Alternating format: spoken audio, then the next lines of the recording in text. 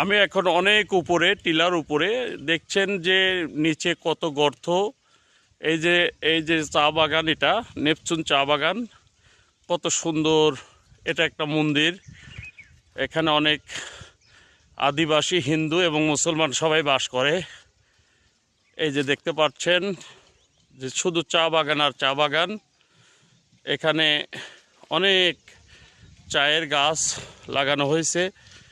এই যে নিচে সবাই পানি দিচ্ছে চায়ের বাগানে।